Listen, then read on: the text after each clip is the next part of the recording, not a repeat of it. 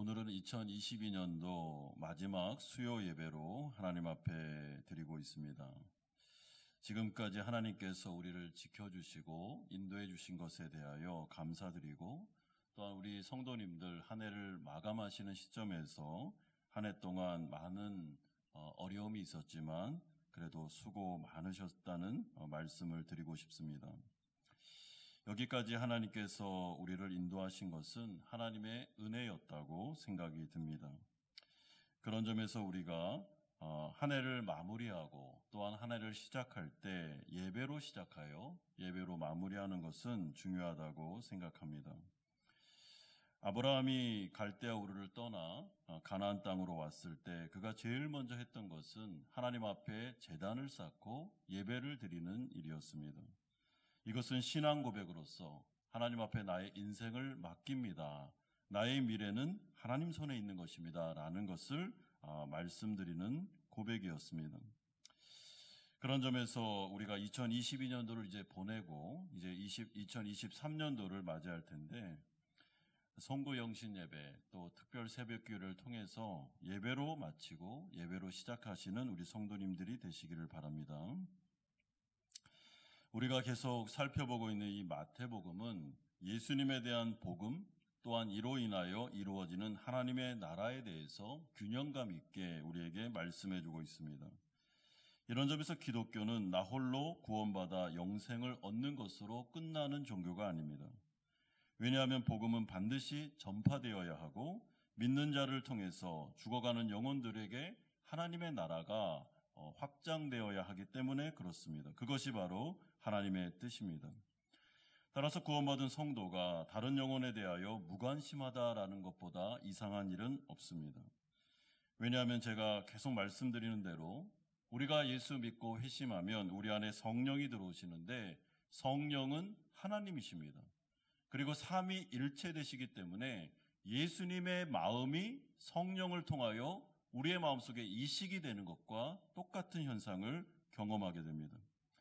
예수님은 마태복음 9장 36절에서 무리를 보시고 불쌍히 여기시니 이는 그들이 목자 없는 양같이 고생하며 기진함이라. 여기서 불쌍히 여기다라는 말은 어미의 모태, 그러니까 그 안에 있는 자궁이 그 내장이 아픈 것과 같은 그런 현상들을 말해주는 것입니다. 예수님은 이런 아픔을 가지고 성삼위 하나님은 독생자를 이 땅 가운데 보내심으로 말미암아 예수님께서 십자가 지심으로 죽어가는 영혼들을 구원하기를 기뻐하셨습니다. 그 마음이 우리에게 성령을 통해서 이식이 되는 것, 그래서 우리의 마음이 점점 변화되는 것, 이것을 바로 성화다라고 말할 수 있습니다. 그러므로 예수님은 제자들을 향해 이런 심정을 가지고 마태복음 9장 37절에서 추수하는 주인에게 청하여 추수할 일꾼들을 보내주소서 하라, 기도하라 라고 다급하게 말씀하셨고, 그 말씀에 이어서 바로 12명의 추수꾼들을 선발하심으로 이들에게 복음을 증거할 수 있는 사명과 권세를 주고 계십니다.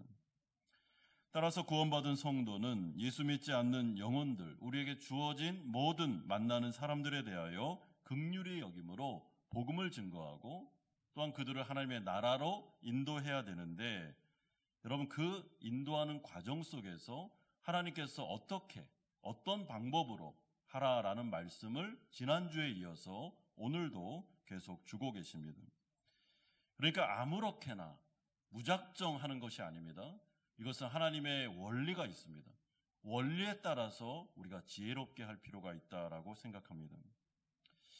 이런 점에서 과거에 복음을 아름답게 증거한 우리 선배들도 많이 계셨지만은 사실은 예수천당 불신지옥이라는 아주 단순한 구호를 가지고 강압적으로 영혼들을 대함으로 말미암아 좀 반감을 일으킨 것도 많았는데, 그런 점에서 잘못된 전도 방식은 내어버리고 우리가 하나님께서 계속해서 예수님을 통해 말씀하시는 인격적인, 그리고 그 영혼들을 정말로 불쌍히 여기는 그들 중심의 전도와 선교를 우리가 할 필요가 있음을 오늘 본문을 통해서 우리는 배울 수 있게 됩니다.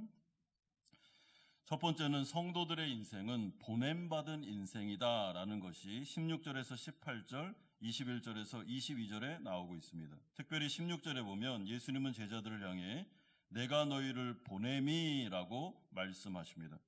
여러분, 여기서 이 보내다라는 것은 그냥 보내는 것이 아니라 하나님의 나라의 사명자로 보내는 것이고, 그들을 보내면서 그들이 전파해야 될 복음을 이렇게 보따리에 싸서 그들에게 주고, 그리고 이 복음을 전할 수 있는 능력까지도 주면서 이들을 자신의 일터로 보내고 있습니다. 따라서 우리가 처한 모든 처소는 하나님의 부름받은 처소이며, 하나님께서 지금 놀라운 계획하에서 나를 보내신 삶의 현장임을 기억하셔야 됩니다.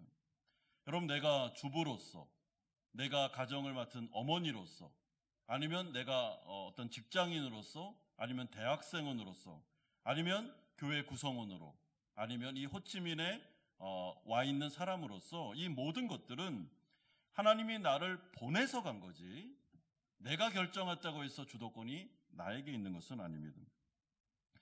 그러므로 성도들은 계속해서 우리의 정체성에 대하여 여러분 이 생각을 잊어버리면 안 됩니다. 나는 보냄받은 사람이다. 나는 부름받은 사람이다. 그리고 내가 지금 처해 있는 모든 상황과 환경은 하나님께서 주관하고 계신다.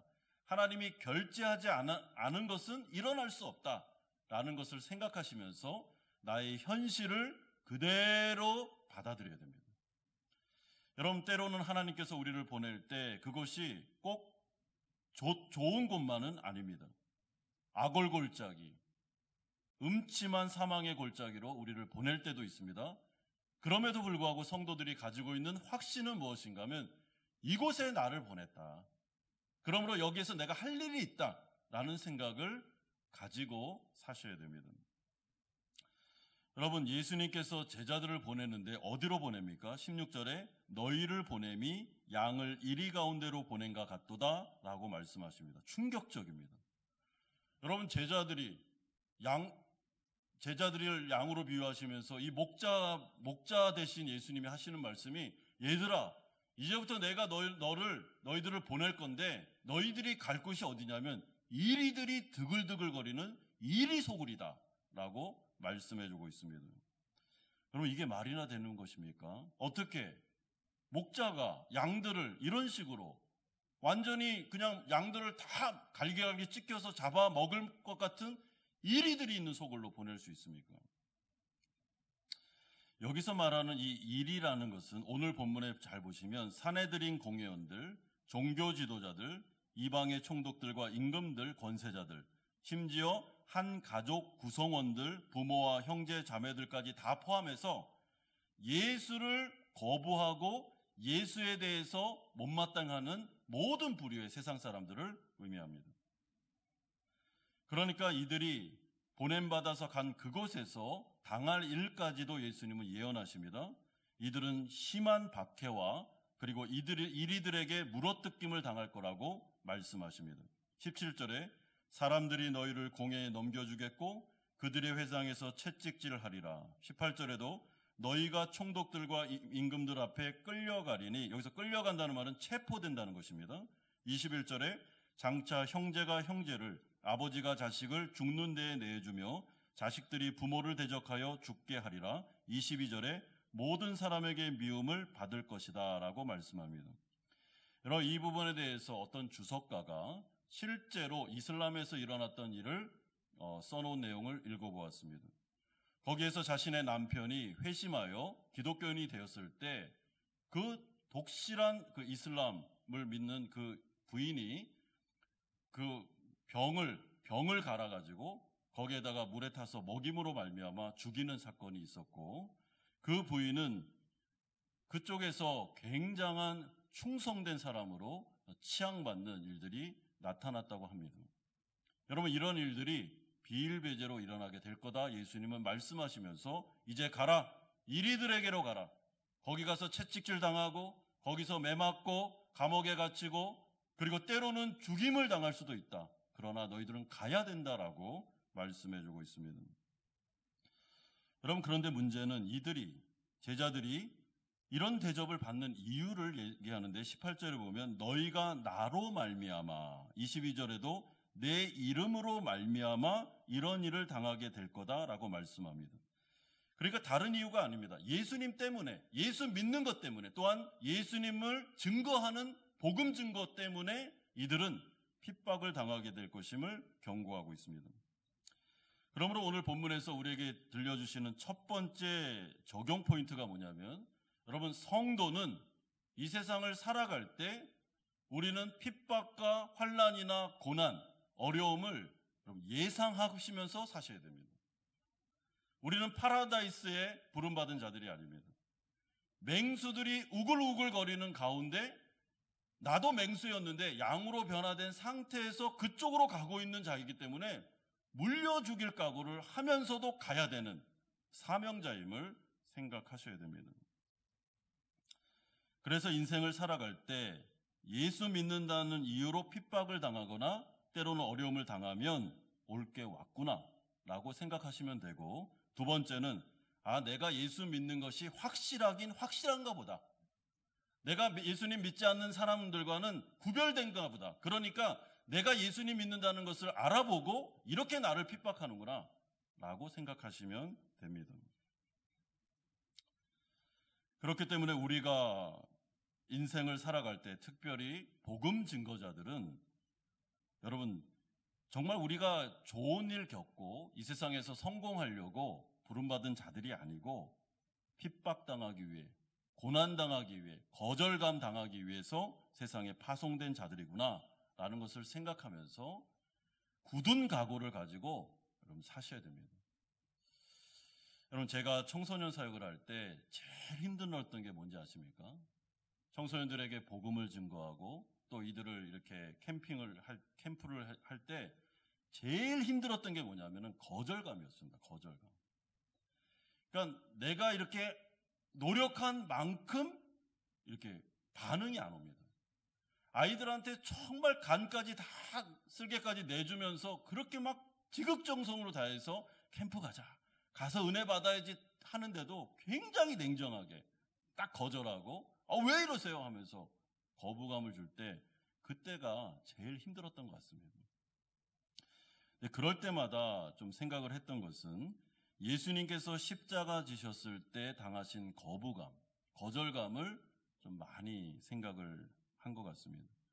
여러분, 자존심 상하고 때로는 내가 지금 누구 좋으라고 하는 건데 너의 영혼을 위해서 지금 이렇게까지 노력하고 애쓰고 하는 건데 어떻게 이렇게 반응할 수 있어? 라는 마음속에서 속상하고 힘들기도 했지만은 그럴 때마다 십자가를 바라보면서 예수님은 얼마나 많은 거절감을 당했는가?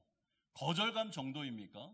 따귀를 맞고 매를 맞고 가시면류관 쓰고 창으로 찌르고 우리를 구원해 주려고 오신 그분을 가지고 어떻게 이렇게까지 대할 수 있습니까? 그럼에도 불구하고 예수님은 도망가지 않고 이리떼 가운데로 맹수들이 우글우글 거리는 가운데로 그냥 어린아이가 돼서 이 땅 가운데 오심으로 말미암아 그 모든 것들을 감내하시고 죄인들을 구원하기 위해서 그 길을 걸어가신 주님을 생각할 때마다 인내하고 참을 수 있었던 것 같습니다.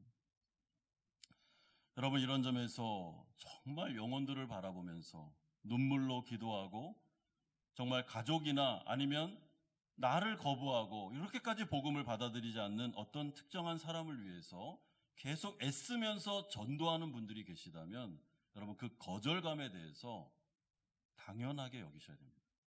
그럴 수 있다라고 생각하셔야 되고 거기에서 힘이 빠지거나 어려움을 당하면 안 됩니다. 여러분, 그렇다면 왜 이들은 예수 믿는 제자들을 이렇게까지 핍박하고 박해하고 왜 이렇게 해야 되겠습니까? 여러분, 상식적으로 생각하면 당신은 예수님 믿고 나는 예수 안 믿고 그럼 그 정도로 하면 되는데 핍박하고 채찍질하고 체포하고 와서 죽이기까지 이렇게까지 할 필요는 없지 않냐라는 것이 우리의 상식적인 생각 아니겠습니까? 그럼 왜 이들은 이렇게 할까라고 생각할 때 여러분, 이 성경 말씀은 이 세상이 예수 믿는 자들에 대해서 핍박하는 이유를 분명히 말씀해주고 있습니다. 여러분, 첫 번째가 무엇인가 하면 복음 자체가 사실은 그들을 인정하기는커녕 그들에 대하여 회개를 촉구하기 때문에 이들은 굉장히 화가 난다라고 말씀하고 있습니다.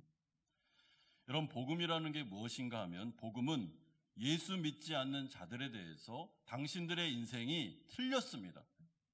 지금 빨리 인생을 수정하지 않으면 영원한 영생을 가는 게 아니라 영원한 영벌, 지옥으로 갈 수밖에 없다는 정직한 이야기를 해주는 게 바로 복음입니다. 그 결정적인 것이 바로 하나님에 대한 태도입니다. 당신들이 도덕적으로 잘 살고 아니면 여기에 대해서 어떤 정말 다른 사람에 비해서 인격적으로 훌륭하고 알겠습니다. 그거에 대해서 문제 삼지 않습니다. 문제는 하나님에 대한 태도가 잘못되었는데 그게 결정적입니다. 창조주에 대한 태도가 잘못되면 영원한 운명은 결정될 수밖에 없습니다. 라는 것이 복음의 골자입니다. 그렇기 때문에 예수님 믿지 않는 자들이 가장 기분 나쁜 포인트가 여기입니다. 아니, 당신이 뭔데 내 인생에 대해서 이래라 저래라. 내 인생에 대해서 왜 당신이 하나님에 대한 태도가 뭐고 어쩌고 그것을 가지고 나의 운명을 이야기할 수 있냐라고 하면서 굉장히 기분 나빠하는 것이죠. 그런데 이것은 좀 많이 배우고 또한 권력이 많으면 많을수록 지위가 높으면 높을수록 더 기분 나빠합니다. 굉장히 기분 나빠합니다. 그러므로 우리가 복음을 증거한다는 것은 사실은 가치관과 세계관의 충돌을 일으키는 거고 그들의 인생에 관여하는 것입니다.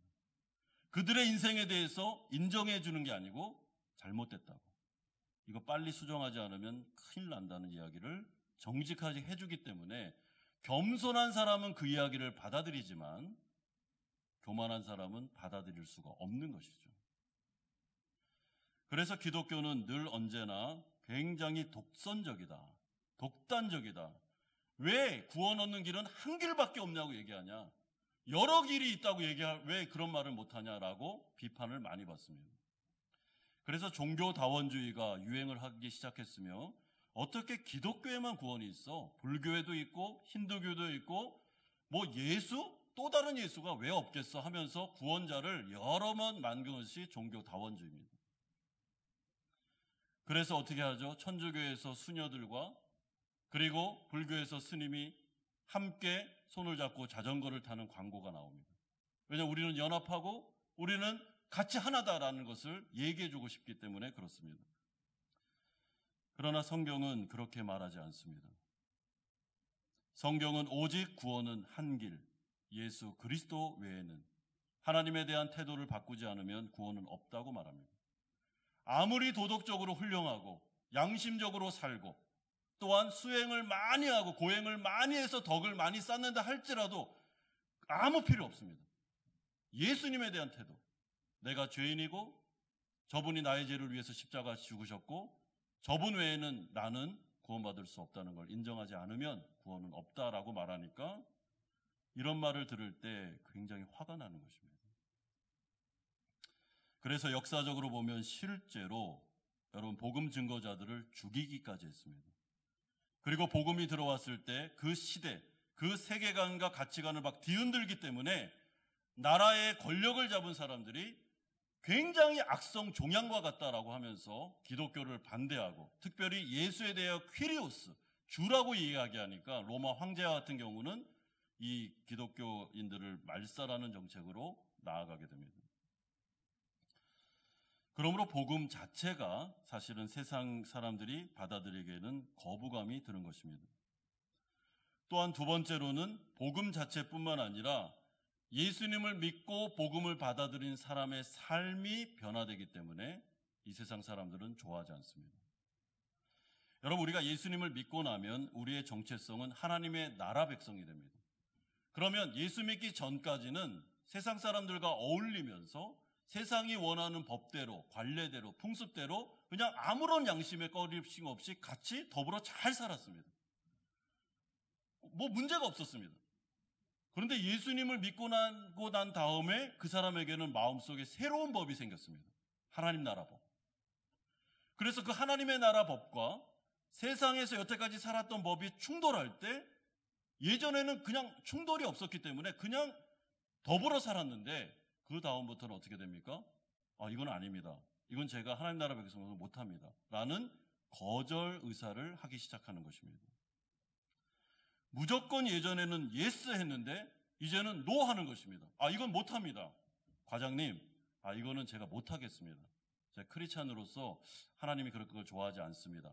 라고 거절하고 그들과 동화되지 않기 시작했을 때 그럼 어떤 현상들이 벌어지는가 하면 예수 믿지 않는 자들이 크리스찬들의 그런 거절감, 노라고 말하는 것과 그들의 행동을 통해서 자신들이 간접적으로 죄인이라는 것을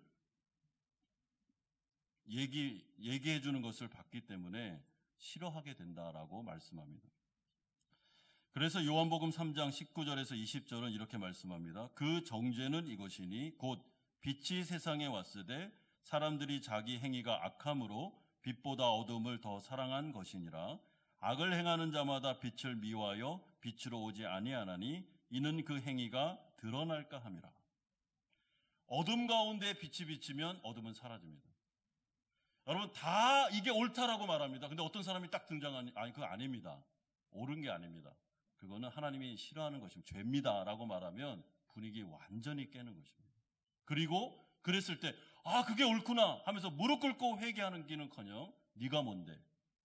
왜 우리 분위기 다 깨트리고 우리한테 죄인이라고 그래? 하면서 박해하고 핍박을 하게 됩니다. 그렇기 때문에 이런 관점에서 예수님이 제자들을 보내면서 하는 말씀이 뭐냐면 너희들을 내가 세상 가운데로 보내는데 너희들의 존재 자체와 너희들이 전하는 그 복음 자체가 사실은 이 세상에 있는 사람들이 받아들이기에는 굉장히 어려울 거다. 그러나 내가 지금 보낸다. 그 말씀을 가지고 전하고 또한 그 말씀대로 살아라. 그래서 핍박이 오고 순교를 당하고 어려움을 당한다 할지라도 포기하지 말고 계속 그 길을 걸어가야 된다. 그래야만 이 세상에 소망이 있고 믿지 않는 자들이 구원받을 수 있다. 내가 이 사명을 주는 거니까 이 사명감을 가지고 살아야 된다라고 말씀해주고 있습니다. 여러분 그렇기 때문에 진짜 그리스도인, 정말 예수님의 제자는 세상을 살아가면서 거절감, 그리고 핍박과 환난, 또한 가치관과 세계관의 혼동을 겪을 수밖에 없습니다. 그리고 그 의를 통해서 받는 핍박이, 환난이 내가 크리스찬이구나라는 것을 증명해주는 증거가 될 것임을 예수님은 산상수훈을 통해서 말씀하십니다. 그러므로 우리가 인생을 살아가면서 두루두루 다 더불어 잘 살고 아무런 관계에 어려움도 없고 죄 짓는 일에 그냥 크리스찬이든 크리스찬이 아니든 그냥 함께 어울리면서 좋은 게 좋은 거야 라고 살아간다면 그럼 내가 진짜 하나님 나라 백성인지 의심해 보셔야 됩니다. 내가 이 믿지 않는 분을 구원하기 위해서 겸손한 마음으로 그들에게 접근하여 그들을 구원하기 위해서 하는 건 괜찮은데 그게 아니고 여러분 직장 생활하고 사업하고 이 세상을 살아가는데 죄 짓고 세상의 풍습대로 살아가는데 전혀 거리낌이 없어요. 다 형제자매입니다. 노가 없습니다. 모든 게 다 예스. 우리 모든 걸 다 더불어 할 수 있어 라고 말한다면 그럼 그거는 좀 이상한 것이 되는 것이죠. 그거는 크리스찬으로서 그럴 수 없다라고 말씀해주고 있습니다. 그러므로 크게 두 번째로 이 하나님의 복음을 증거할 때는 지혜롭고 순결하게 복음을 증거해야 된다라는 말씀이 16절에서 17절 그리고 22절에서 23절에 나오고 있습니다. 예수님은 제자들에게 예수 믿는다는 이유로 많은 미움을 받고 어려움을 당할 때를 대비하여 16절과 같이 조언하십니다. 그러므로 너희는 뱀같이 지혜롭고 비둘기같이 순결하라라고 말씀합니다. 여러분 여기서 뱀이라는 이미지는 안 좋은 이미지가 아닙니다. 창세기에 나오는 뱀은 나쁜 이미지만 여기서 말하는 것은 지혜롭다라는 것을 비유하기 위해서 쓰는 그런 비유어입니다. 여러분 여기서 지혜롭다라는 말을 해석하면 이런 뜻입니다. 신중하고 조심스럽고 사람들과 절대로 폭력적으로 부딪히지 말고 또한 이용당하지도 말고 세상 사람과 죄에 대한 충분한 이해를 가지고 복음을 증거하라라는 뜻입니다. 그렇기 때문에 예수님은 제자들을 세상 속으로 파송하면서 첫 번째로 하시는 말씀은 지혜로워야 된다. 무식하면 안 된다라고 말씀하십니다. 이 세상이 왜 이렇게 됐는지, 죄가 무엇인지, 그리고 왜 이 사람이 이렇게까지 이 복음을 거부하고 있는지 분명히 넌 알아야 된다. 알고 가라. 무조건 모르면서 무작정 가서 복음 증거한다? 그러면 100점 100패니까 그렇게 하지 말라고 말씀합니다. 여러분, 따라서 우리는 배우셔야 됩니다.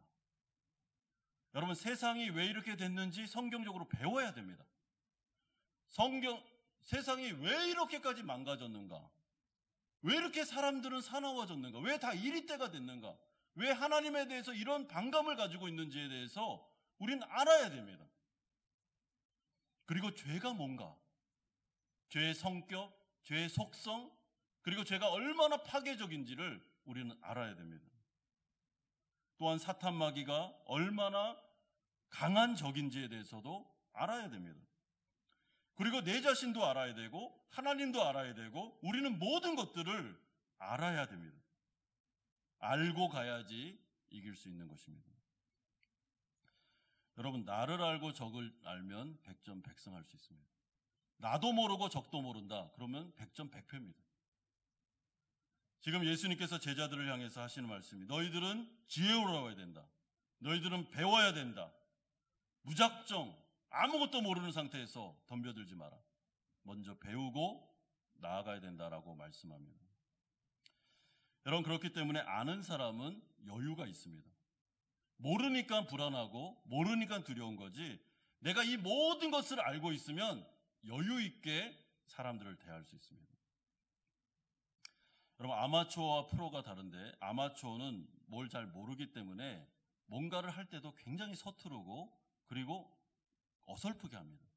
근데 프로는 이 상황 파악을 다 하고 있기 때문에 딱 침착하고 여유가 있고 이 사람이 왜 이렇게 대하는지 그리고 상황이 왜 이렇게 흘러가는지를 정확하게 압니다. 그래서 뭐 당황하거나 두려워할 필요도 없고 자기가 원하는 스케줄대로 그렇게 가면 되는 것입니다. 여러분, 예를 들어 볼까요? 우리가 누군가를 전도하려고 생각을 하고 있습니다. 그런데 아무리 복음을 전해도 받아들이지 않습니다. 굉장히 나이스하면서 딱 거절합니다. 그러면 이런 현상에 대해서 모르는 사람들은 막 당황하면서 아니면 막 윽박을 지르고 강압적으로 막 데려오려고 하는데 그렇게 할 필요가 없습니다. 아, 이분의 마음속에 죄가 있구나. 하나님에 대한 태도가 잘못되어 있구나. 그뿐만 아니라 과거에 상처가 많이 있고 또한 교회에 대한 상처도 있으시구나. 그래서 지금 마음이 꽉 닫혀 있구나. 아는 것이죠. 그럼 내가 어떻게 이분을 전도해야 될까? 어떻게 예수님께로 데려올까? 지혜롭게 할 필요가 있다는 것입니다. 또한 그럼에도 불구하고 순결하라라고 말하는데 여기서 이 순결하라는 말은 순수한 영혼 사랑의 마음을 유지하라라는 뜻입니다. 여러분, 아는 데서 그치면 안 됩니다. 아, 그렇구나. 그래서 이렇게 안 받아들이는구나. 아, 이분이 이런 상처가 있고 이런 어려움이 있구나. 그러면 그만하자. 이거는 순결한 게 아닙니다. 그렇구나. 그럼에도 불구하고 이 영혼을 끝까지 사랑하는 마음으로, 순수한 마음으로, 예수님의 마음으로, 영혼에 대한 애달픈 마음으로 끝까지 그를 데려와야 되겠구나. 내가 포기하지 않을 거야 라는 마음을 유지하라라고 말씀해주고 있습니다. 여러분, 그렇기 때문에 성도들이 한 영혼을 구원하는 것은 굉장히 어려운 일입니다. 그냥 무지막지하게 막 복음을 증거하면서 막 그냥 끌어모으고 해서 되는 일이 아닙니다. 하나님의 은혜가 있어야죠. 알아야죠. 그럼에도 불구하고 예수님의 마음을 유지해야 됩니다. 그러니 마음속에 얼마나 많이 준비가 되어야만 이 일을 감당할 수 있겠습니까? 예수님께서는 지금 제자들을 향해서 하시는 말씀이 너희들은 준비되어야 된다라고 말씀합니다. 무작정 이리대로 가면 다 죽는다. 준비되어야 된다. 지혜롭고 순결한 마음으로 무장되라 라고 말씀합니다. 여러분, 저는 이런 점에서 좀 폭을 좁혀서 이야기해 보면 목회자들이 목회를 할 때는 여러분 준비되어야 된다고 생각합니다. 목회자들이 처음에 목회를 할 때 신학교에 등록을 합니다. 그리고 이제 신학교 과정을 밟죠. 그런데 1학년들을 이렇게 잘 보면 열정은 많은데 준비가 안 된 사람들이 굉장히 많습니다. 저도 그랬습니다. 그래서 공부를 잘 안 합니다. 신학교 와서. 다른 엉뚱한 일을 막 합니다. 여러분, 제 생각에는 그렇게 하면 안 되고 신학교 교육을 잘 받고 그리고 그 기초를 잘 쌓고 그 다음에 졸업하고 나서는 교회에 신실하게 들어가서 배워야 됩니다. 목회를 배워야죠. 부목사 시절에 딱 정규 코스를 가지고 정확하게 배우고 겸손하게 익힐 건 익히고 또한 이 목회의 과정들, 이 모든 것들을 배워서 그러나 순수한 열정을 잃어버리지 말고 그렇게 나아갈 때 하나님이 쓰시는 것이지 준비도 안 됐는데 하나님이 쓴다? 그거는 비상식적이죠. 비신앙적입니다. 그런데 이것은 목회자들에게만 해당되는 것이 아니라 우리 성도님들에게도 마찬가지입니다. 여러분, 정말 믿지 않는 남편, 믿지 않는 자녀들, 내 주위에 있는 이웃을 전도하고 싶으십니까? 그러면 배우셔야 됩니다. 여러분, 이분이 어떤 인생을 살았고 어떤 측면에서 어려움이 있었고 왜 이렇게까지 하나님을 끝까지 거부하려고 하는지, 죄가 뭔지, 죄의 속성, 사탄의 유혹이 뭔지 이런 것들을 좀 배우면서 나아갈 때 우리가 효과적으로 하나님의 일들을 감당할 수 있습니다. 그러면서 말씀하시기를 23절에 이 동네에서 너희를 박해하거든 저 동네로 피하라 라고 말씀합니다. 여러분, 이 말은 선교를 중단하라라는 의미가 아니라 작전상 후퇴도 있을 수 있다. 이게 지혜로울 수 있다는 말을 해주는 것입니다. 그러니까 이것을 안 좋게 번역하는 사람도 있는데 저는 그렇게 번역하지 않고 이것을 긍정적으로 해석합니다. 예수님께서 지혜를 말씀하실 때 복음을 전하다가 막 너무나도 박해가 심하면 그래도 불구하고 나는 끝까지 여기에 이 동네에 복음을 전할 거야 라고 할 수도 있습니다. 때로는 상황 파악을 딱 한 다음에 일단 후퇴 하고 난 다음에 좀 진정되고 나서 복음을 증거한 것도 지혜롭다라는 말씀으로 저는 해석을 하고 싶습니다. 왜 그런가 하면 무작정 비인격적으로 다가간다고 해서 사람의 문은 열리지 않습니다. 여러분, 진짜 노력 많이 해야 됩니다.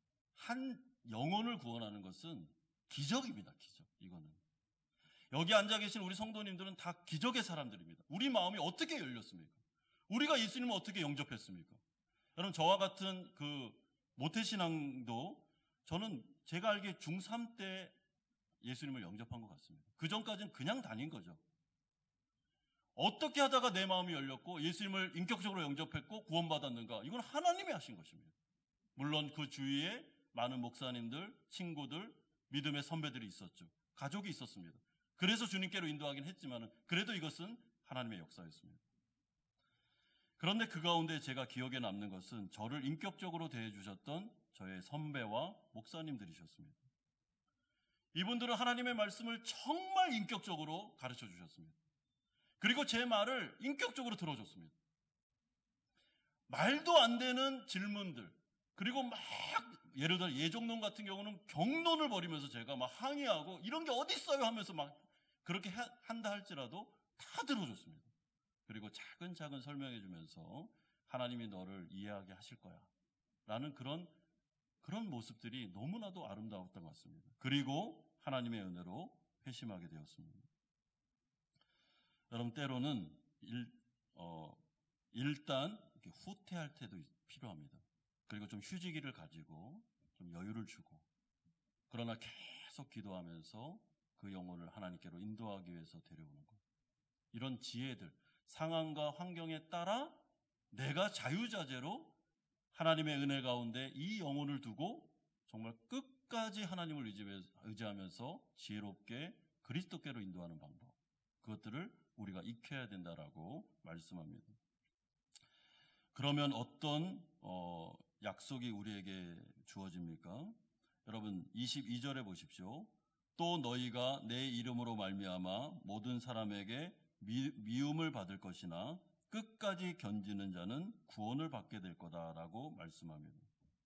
여러분, 끝까지 견디는 자라는 말은 끝까지 참고 인내하면서 흔들림 없이 그 영혼에 대해서 그리스도의 마음을 갖고 있는 사람.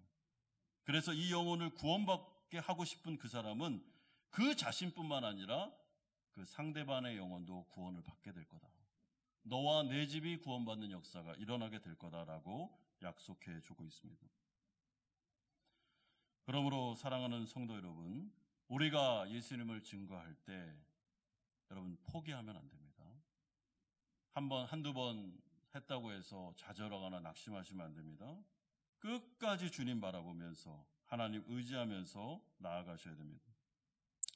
그러므로 마지막 세 번째로 예수님의 명령에 따라 파송받은 제자들에게 놀라운 약속을 18절에서 20절에 주고 계십니다. 18절에 보면 또 너희가 나로 말미암아 총독들과 임금들 앞에 끌려가리니 이는 그들과 이방인들에게 증거가 되게 하려 하심이라 라고 말씀합니다.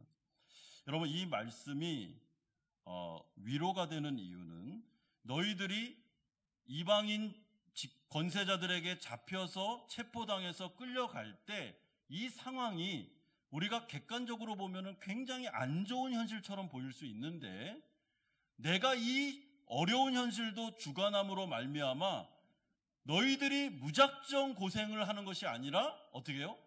권세자들 앞에서 복음을 증거할 수 있는 기회로 바꿔줄 거니까 너희들은 걱정하지 말고 체포당하면 그냥 끌려가고 어려움 당하면 그냥 어려움을 당하면서 거기에서 복음 증거의 역할을 감당하면 된다라고 약속합니다.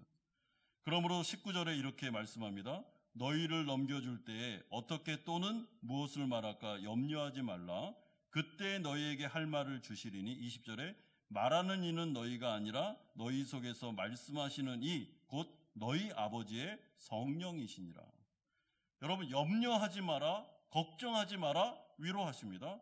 왜냐하면 성령님께서 체포당하여 이방 권세자들의 앞에서는 그 모든 것들을 주관하시고 앞에 섰을 때 어떤 내용으로 말할 것인지까지 알려줄 거니까 전혀 걱정하지 말고 하나님을 의지해라 라고 위로하고 계십니다. 그러므로 하나님께서, 예수님께서 제자들을 세상으로 파송하실 때 여러분 그냥 제자들을 파송하는 게 아니라 약속을 주는데 권능을 주실 뿐만 아니라 성령이 너희들을 인도할 거다라고 약속의 말씀을 주십니다.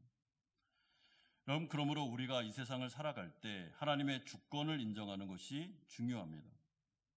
여러분, 성도의 인생은 성령이 주관하십니다. 그래서 하나님의 뜻에 따라서 우리는 우리가 갈 길을 그분의 인도하심에 따라 오게 됩니다. 호치민에 온 것도 우리가 지금 살아가는 이 상황과 환경도 하나님께서 성령을 통하여 우리를 인도하신 것입니다. 그리고 하나님께서 그곳에서 복음 사명의 일을 감당하라고 하시는데 내가 어떤 능력으로 내가 어떻게 할 수 있을까라고 고민되고 힘들 때마다 주님이 주시는 약속 걱정하지 마라.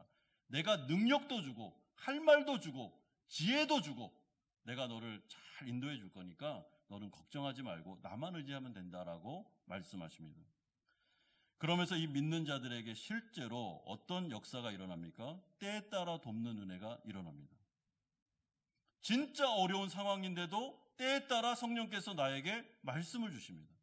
나에게 은혜를 주십니다. 할 말을 주십니다. 그리고 성령의 능력을 부어주십니다. 그래서 우리가 이 사명을 감당할 수 있는 것입니다.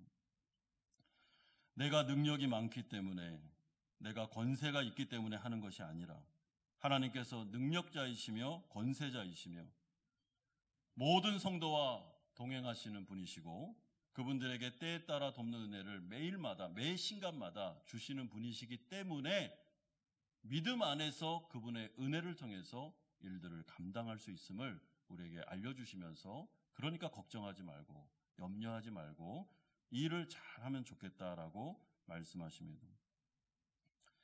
사랑하는 성도 여러분, 우리가 주어진 처소에서 누군가를 전도하고 예수님께로 인도할 때 우리의 마음속에 걱정이 될 때가 있습니다.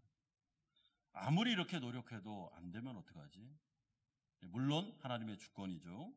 그러나 주님께서 우리에게 하시는 말씀은 내가 너에게 그 마음을 준 것도 나의 뜻이고 복음을 전하게 한 것도 나의 뜻이고, 그리고 능력을 주는 것도 나니까 걱정하지 말고 너는 너의 위치에서 그냥 꾸준하게 포기하지 말고 계속 복음을 전하고 그 영혼을 위해서 기도하라. 그러면 내가 너와 너의 집을 구원해 주겠다라고 약속해 주십니다. 사랑하는 성도 여러분, 오늘 이 말씀이 우리에게 하시는 말씀은 이렇습니다. 우리는 세상 가운데 파송받은 사람들입니다. 그리고 그 현장에서 우리는 하나님의 복음을 증거해야 됩니다. 내 주위에 있는 믿지 않는 영혼들에 대한 거룩한 부담감을 가져야 됩니다. 그럴 때 지혜롭고 순결하게 그들에게 복음을 증거하십시오. 그러다가 때로는 낙심이 되고 힘든 마음이 든다 할지라도 포기하지 마십시오. 끝까지 하나님을 의지하여 그분이 주시는 능력으로 복음을 증거할 때 구원의 역사가 나타나게 될 거다라는 이 약속을 믿고 흔들림 없이 여러분들의 위치에서 그 복음 증거의 사명을 잘 감당하시는 우리 성도님들 되시기를 주 예수 그리스도의 이름으로 축원드립니다.